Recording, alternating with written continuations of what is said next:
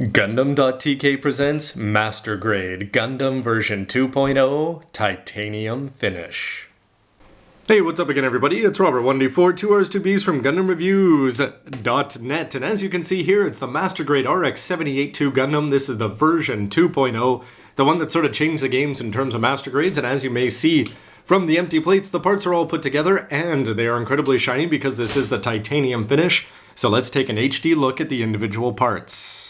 I think this guy really should be on the back of a flatbed trailer.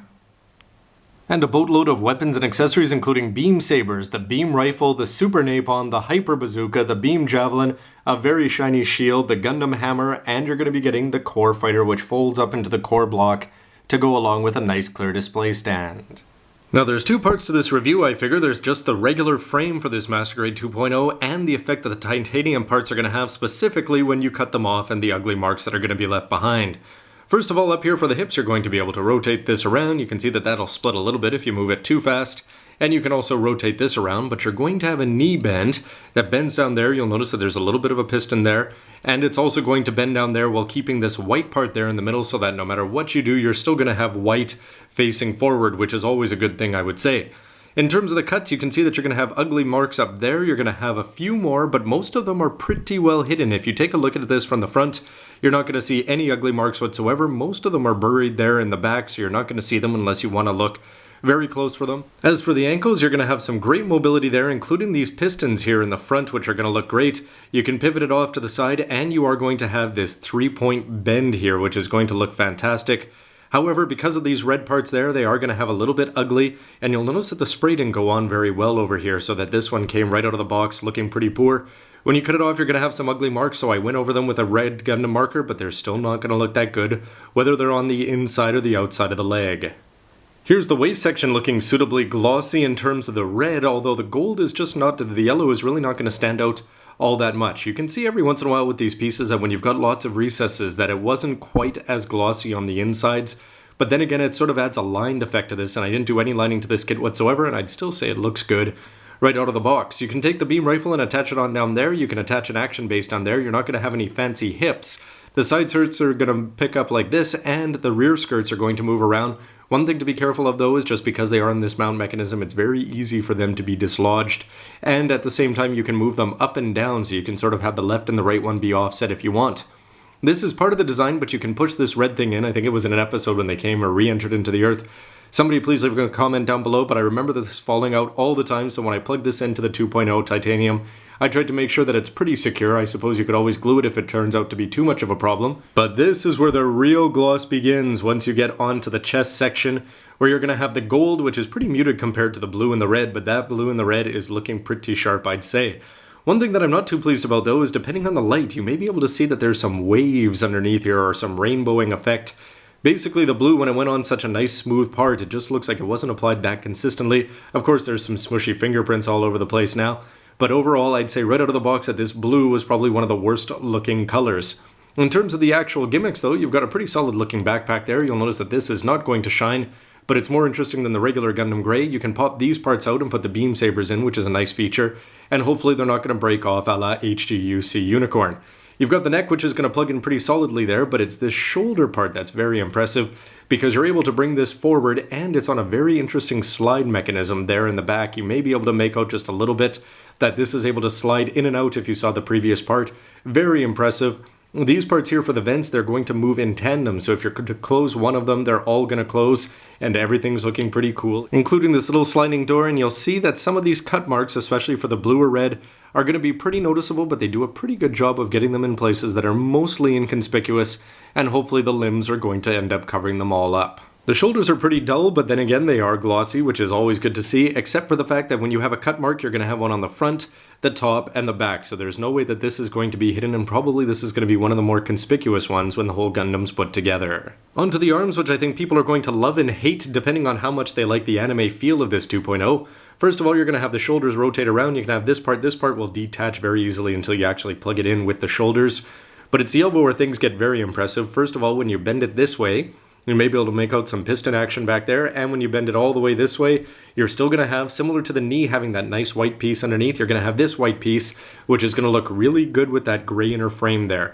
You can plug in a shield there on either arm, and you are going to have these cool little, I don't know what you want to call them here, but these nice little circles on the side, and again, with no lining whatsoever, it's still going to look pretty sharp. The hands, though, aren't going to impress people that sort of want more real-looking Gundams as opposed to the anime type. First of all, you're able to move this gray part down there at the wrist a little bit, but it's once you move on that things get more impressive. The fingers are going to move no problem, but you're going to have individual articulation, not down here for the lower knuckles, but at least up here for the top one, so you could bend those fingers down and make a lewd pose, I suppose. Over here, you're going to be able to do this, and you can move this finger as well, and the thumb is not going to have any articulation except for the ball joint that it's attached to. Now, the beam sabers, despite their seeming simplicity, are actually one of my favorite parts of this kit, only because when they put on the titanium finish, if you can make it out there, you're going to have this nice lined effect all over the place with no effort required whatsoever out of the box. You're going to be able to use this to put this into the palm of the manipulators pretty well, and when you plug it into the backpack, you can see that it's going to fit very solidly, and it's also going to be able to move around in addition to these parts, which can get pushed in as you see over here, and that's going to look very, very sharp behind the Gundam's head, especially with that little bit of silver looking part there. The beam rifle is going to look good because it's in this sort of silver, a slightly shiny silver, although it's not going to have any titanium finish to it whatsoever. In terms of moving parts, first of all, you'll notice that you can plug that into the manipulator there on either side, but you're going to have this part which will swing 180, and you're also going to have the sight with that gold in there, which sort of gets lost compared to the orange or yellow of the regular kit. But the bonus of the 2.0 compared to older ones is that you can take this part here, and if you pop off the barrel, you can plug this in, and when you do that, you have the Super Napalm ready to go to war, which is actually a pretty cool looking weapon when he's holding it there with two hands. I'm a fan of this Hyper Bazooka for a couple reasons, starting with the fact that if you build old school Gundams, I'm talking the RX-78-2 Granddaddy, these often just come in all gray, whereas with this one, it's very nice to have the Mark II-ish kind of white separation there. Having the white and the gray just makes us something that I'm more likely to display than I would if it was just monocolor throughout. You are going to have these cool looking thrusters and the rockets there at the back, which are all looking pretty sharp. You're going to have this gray part under the white is glossy like the rest, including this small part here. And in terms of moving parts, you're going to have this part here, which will plug into the back of the waist section. You can also do the same thing here with the beam rifle if you swing out that part there. But in terms of actually holding it, often Gundams have trouble with a bazooka just because it's awkward to put it over the shoulder, but they do try to alleviate that a little bit. You've got this peg here to hold on the manipulators, it'll work on either side, but you do have this slight bend mechanism which should hopefully increase the amount of poses that you can get when you plug this into the hand and then try to put it over the shoulder. And the cartooniness of the 70s with the Gundam hammer here looking all good. It's very different from the Turn A's. It would be really nice if it was identical because then you could just lend it to the Turn A and have it go out there Gundam versus Gundam style. You are again going to have the peg there for the manipulators, and the chains. Don't lose these two little parts. They're in a separate bag when you take this out of the box.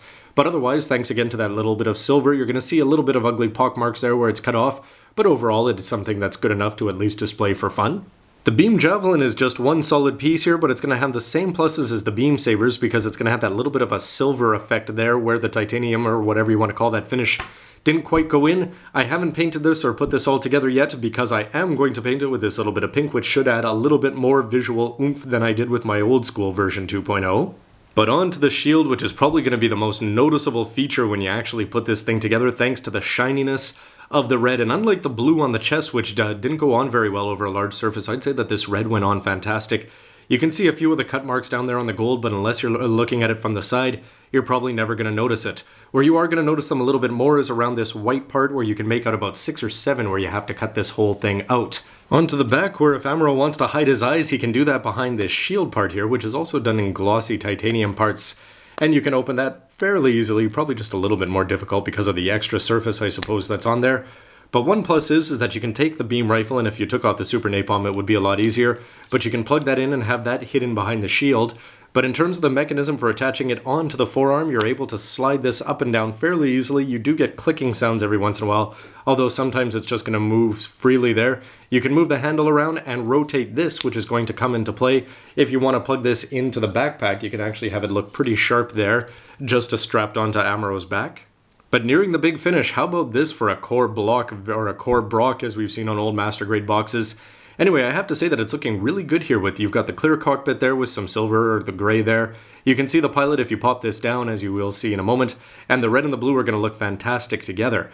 But in terms of transformation, if you do this, you'll notice that the tail is going to pop up automatically when you do that. You can pop this part forward to reveal a tiny Amuro ray inside. he actually rotates around, which is probably something that I'm never ever going to deal with just because it's too finicky. But then you can open up the wings here, and something that I'm not a fan of, you can actually extend them, but I think you're better off almost just leaving them in because the whole thing just sort of loses stability. Once you pull these out, they don't feel as secure, but then again, you're going to be able to pose them at a cooler angle. You're also able to open these up here to reveal some missile hatches there, which are looking pretty good. But for me, the biggest disappointment about the core fighter is I'd say it looks great and it transforms really well outside of this part, and this tail being a little bit tricky when you're putting it together, so read the directions carefully, please. But you have to be careful because you're going to have these ugly gouge marks. I'd say that it shows off here worse than anywhere else, including on the chest, which has even more colorful parts. But you're going to have these big ugly parts there. You can see it on the red, you can see it on the white, which I didn't try to touch up at all. You can see it on top of those missile hatches there, and you can see it pretty much everywhere. Now, if you just embed this in the chest, I don't think it's going to be an issue for absolutely anybody. But the nice part of this is that you don't have to put it in. The Gundam's going to be a little bit less secure. But then again, because you're getting this clear display stand, which I'd say looks great, you can actually have this on display all the time beside the Gundam, and it's a little bit disappointing that it's going to have those ugly titanium marks. But then again, since the Gundam is going to look good if this is the worst of it, I'd say that when you combine it with a cool looking head, that we're doing pretty well overall. In terms of this, you're going to have a really big neck with some fake piping there on the inside, which isn't going to prove to do anything. But overall, when you put this together, you're going to have these ugly marks there on the back of the head when you attach this all together. But you are going to have the plus of a gray ears underneath. So when you put this on, you don't have to go like with the HGUC in there with five little sections there of lining markers. The front part here, I didn't do anything to touch it up. You're going to have some very nice looking black parts there. I didn't do any lining there because, again, I'm just happy with that silver effect of the titanium finish. The red goatee is going to look great. The red under the eyes is overly pronounced, very similar to the anime, and I really like that style. The jewel is really going to shine, and actually the red seal underneath is going to look very dull in comparison to the lustrousness of the titanium finish, and the fact that you've got separately molded Vulcans there in white. I'd say that this is looking old school and shiny, and it's a great way to finish. Thanks for watching, everybody. See you next part. Cartooniness has no place in Gundam.